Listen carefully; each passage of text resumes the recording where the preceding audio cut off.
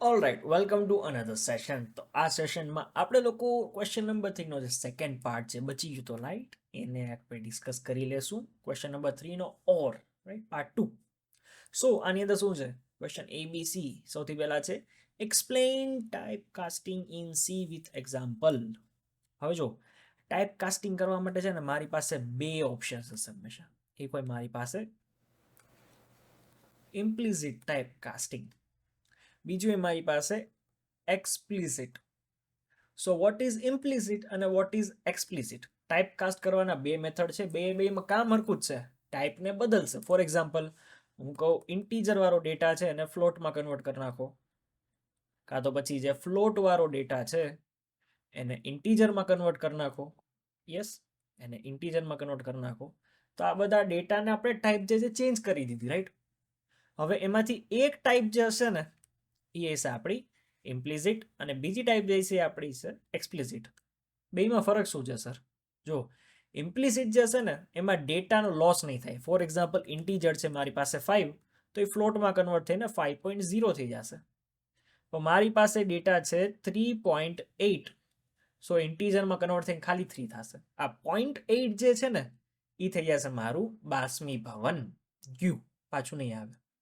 Okay, સો આ બે ટાઈપથી આપણે ડેટા ટાઈપ જે છે ચેન્જ કરી શકીએ, કાસ્ટ કરી શકીએ.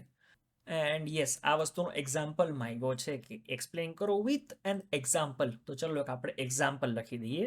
ઓકે, એક્ઝામ્પલની અંદર હું બનાવી નાખું એક ઇન્ટીજર એ જેની વેલ્યુ આપી દઉં છું ફોર એક્ઝામ્પલ 5. ઇન્ટીજરની સોરી કન્વર્ટ કરવાનું છે તો ફ્લોટ બનાવી નાખું બી ઇક્વલ્સ ટુ એ. એટલે કે હું કહું છું એમાં જે વેલ્યુ હોય ઈ બીમાં વહી જાય. હવે જો હું એને પ્રિન્ટ કરાવું, ફ્લોટ છે એટલે પર્સન્ટેજ એફ યુઝ કરીશ અને બીને પ્રિન્ટ રન. 5.0 મારો ડેટા હતો 5, એને કન્વર્ટ કરી દીધો મેં 5.0માં. ગુડ, આ થઈ ગયું મારું ઇમ્પ્લિસિટ કન્વર્ઝન. આમાં મારો ડેટાનો કોઈ લોસ નથી થયું, જેવો હતો એવો નેવો જ બહાર મળ્યો છે, ખાલી ટાઈપ બદલી. બટ જો હું આને ઊંધું કરી નાખું કે આ છે મારી પાસે ફ્લોટમાં અને આ છે મારી પાસે ઇન્ટીજરમાં ને ડેટા છે મારી પાસે 5 પોઈન્ટ સમથિંગ, યસ મારી પાસે 5 પોઈન્ટ સમથિંગ છે, એને મેં આવી રીતના ચેન્જ કર્યો એટલે હવે આમ થઈ જશે. યસ, બી હવે થઈ ગયું ઇન્ટીજર, તો ઇન્ટીજર પ્રિન્ટ થશે પર્સન્ટેજ ડી થી. અને જો હું આને રન કરું તો ખાલી 5 આવ્યું. મારો ડેટા હતો 5.12345. તો આગળનું 12345 ક્યાં ગયું? બાષ્પીભવન. તો આને આપણે કહીશું એક્સપ્લિસિટ ટાઈપ કન્વર્ઝન. ઇમ્પ્લિસિટ થઈ ગયું, એક્સપ્લિસિટ થઈ ગયું. યસ, જેમ આપણે વાત કરી. હવે નેક્સ્ટ ક્વેશ્ચન છે explain the structure of for loop with proper example. અરે ભાઈ હજી લગી તો ફોર લૂપ વાપરી લીધા, 2-3 પ્રોગ્રામ લખીએ નાખ્યા પેપર સોલ્વ કરતા કરતા. સ્ટ્રક્ચર સમજાઈ દો, ચલો વાંધો નહીં. અને નેક્સ્ટ શું છે? What is a function? Function આટલા બધા બનાવી લીધા. યસ, કે differentiate, call by value, call by reference. Okay, આમાં મજા આવશે. ચલો આટલું કરી નાખીએ.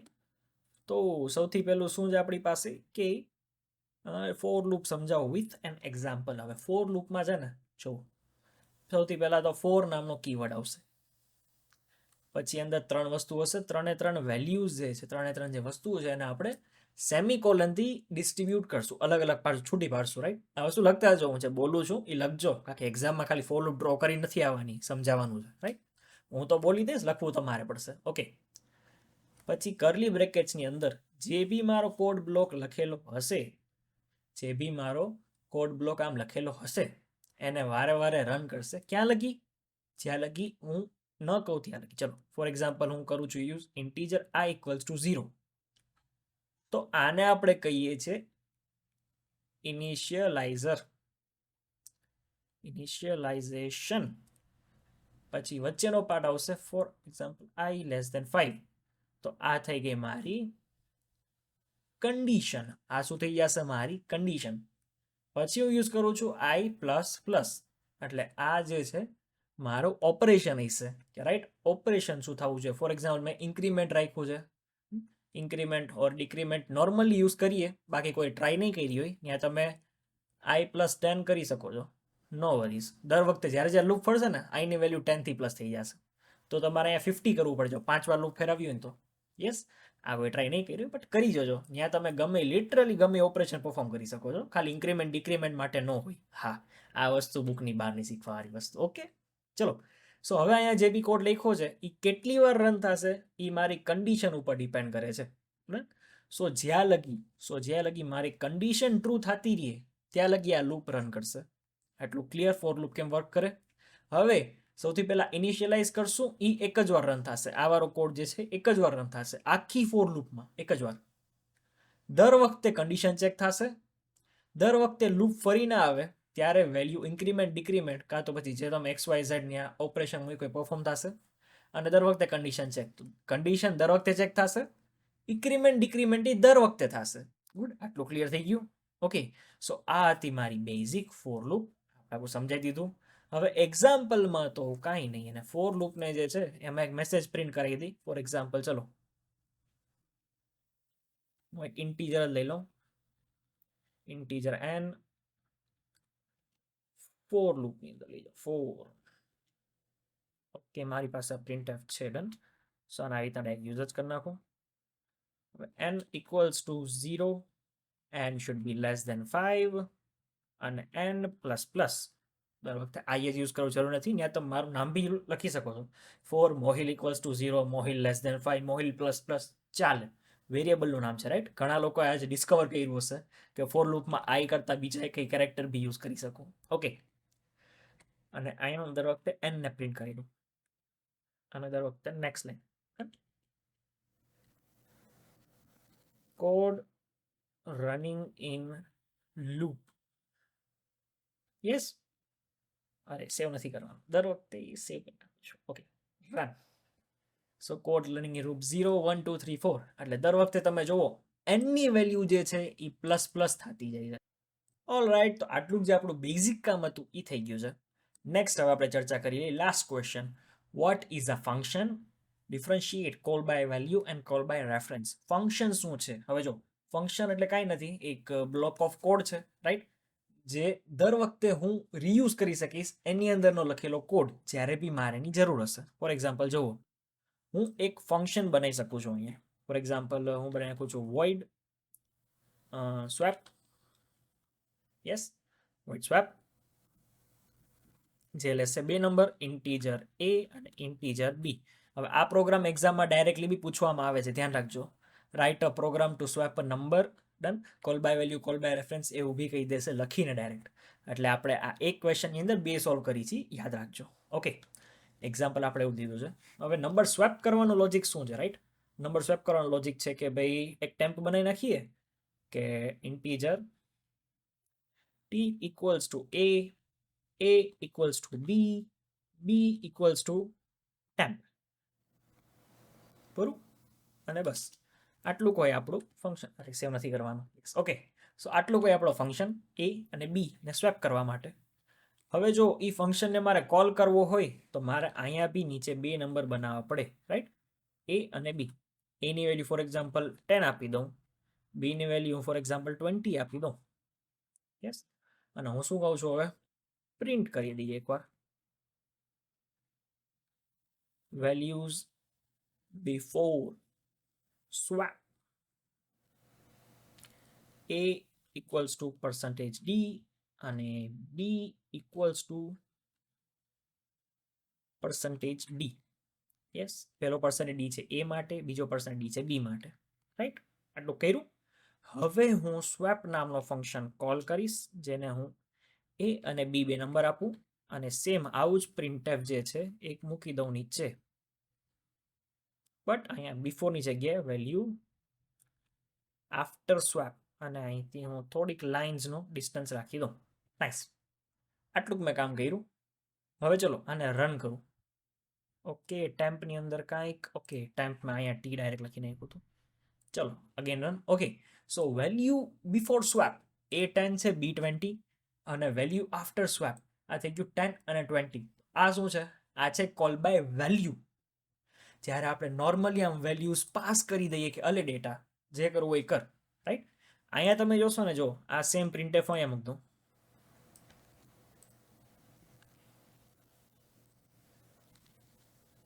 વેલ્યુઝ ઇનસાઇડ સ્વેપ કે સ્વેપિંગ થાય છે રાઈટ. સ્વેપ ફંક્શનની અંદર મારી વેલ્યુ શું હશે ને એ મેં અહીંયા મૂકી દીધી.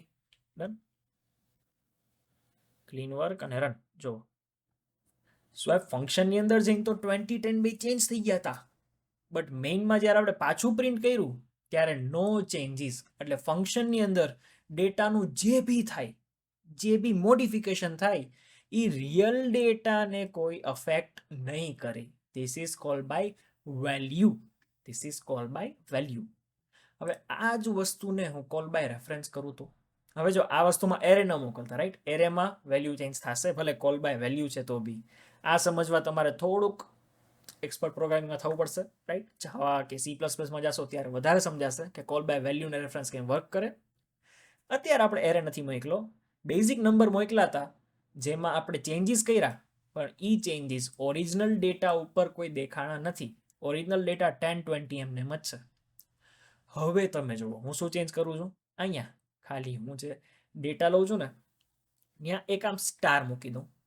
ત્યાં હું શું મૂકી દઉં છું, એક આમ સ્ટાર. સ્ટાર પછી અહીંયા બી સ્ટાર, અહીંયા બી સ્ટાર, અહીંયા બી સ્ટાર, અહીંયા બી સ્ટાર, અહીંયા બી સ્ટાર, બધે સ્ટાર સ્ટાર. ઓકે. અને નેક્સ્ટ હું શું કરું છું, નેક્સ્ટ હું જે છે અહીંયા જે ફંક્શનો મોકલું છું ને ફંક્શનમાં જે ડેટા એને આગળ એન્ડ લગાડી દઉં છું, એક %ની સાઇન મૂકી દઉં. હવે રન કરું તો ફંક્શન સ્વેપિંગમાં મોકલવા પહેલા 1020, સ્વેપિંગની અંદર 2010 અને સ્વેપ થઈ ગયા પછી બી 2010. હવે તમે જોયું કે આમાં આપણે શું કર્યું, કોલ બાય રેફરન્સ. આપણે A અને B નો રેફરન્સ મોકલો.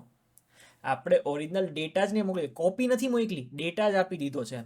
ફોર એક્ઝામ્પલ સમજો તમારી પાસે એક પેન ડ્રાઈવ છે જેમાં તમે કંઈક સોંગ્સ રાખ્યા છે, 10 સોંગ્સ રાખ્યા છે. એ તમે ફ્રેન્ડને આપી, ફ્રેન્ડ છે તમારો ફંક્શન. હવે એ ભાઈની ઈચ્છા હતી કે એ બધા સોંગ્સ કોપી કરે સિસ્ટમમાં, તો એને શું કર્યું, કોપી કરી લીધા અને પછી એને નતા ગમતા એવા 4-5 ગીત કાઢ નાખ્યા.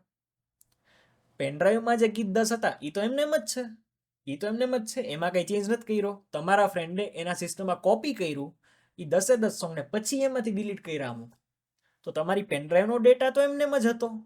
એ હતું આપણું આની પહેલા જે કર્યું કોલ બાય વેલ્યુ. ડન. કે વેલ્યુ એની પાસે એટલે કોપી બની ગઈ, કોપીમાં ગમે એ કરે ચાલશે. હવે છે આપણી પાસે call by reference. Call by રેફરન્સમાં શું થાય, એ પેનડ્રાઈવમાંથી ડાયરેક્ટ ડિલીટ કરે છે. એ પેનડ્રાઈવમાંથી ડિલીટ કરી નાખ્યા કે લ્યો ભાઈ આ ગીત મને નથી ગમતા, જવા દો.